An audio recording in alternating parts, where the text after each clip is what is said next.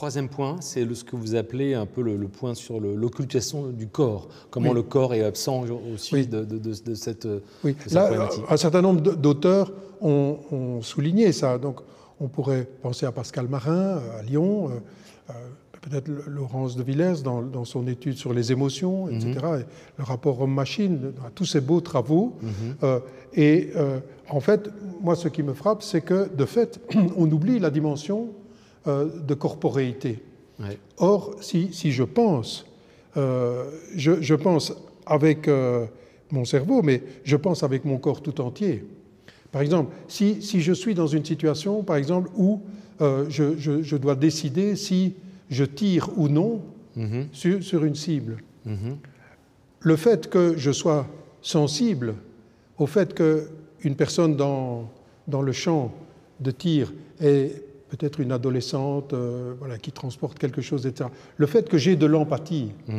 L'empathie, c'est la capacité de ressentir en soi la souffrance de l'autre. Mais comment est-ce que je peux avoir cette empathie? Mais cette empathie est liée à mon expérience corporelle. Je peux me douter de ce que c'est que souffrir, être blessé, etc. Et donc, ce qu'on appellerait, en termes bibliques, de la miséricorde, c'est-à-dire le fait d'être touché dans ses entrailles par la misère de l'autre, ça, c'est une expérience corporelle.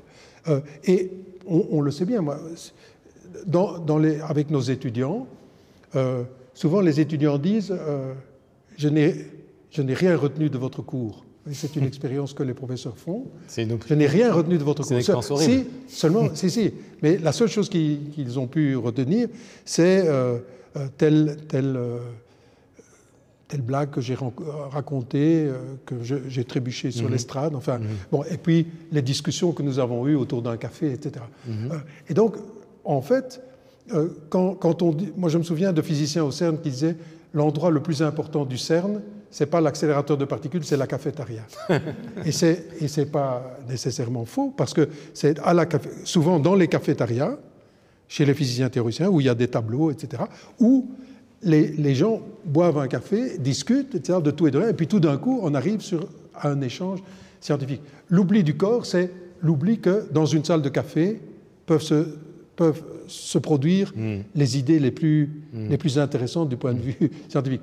Oubli du corps, oubli des limites du corps aussi. Par exemple, dans le cas, je citais tout à l'heure le rapport aux machines qui distribuent des tickets, oublier que le corps peut avoir certaines pathologies, Parkinson, etc., problèmes de vue, etc., oubli du corps constitue un obstacle pour moi majeur. Et donc les ingénieurs ou programmeurs qui n'intègrent pas ça, qui ont cette cécité, dans le fond, pourraient alors produire des choses qui, éthiquement, pour moi, seraient problématiques.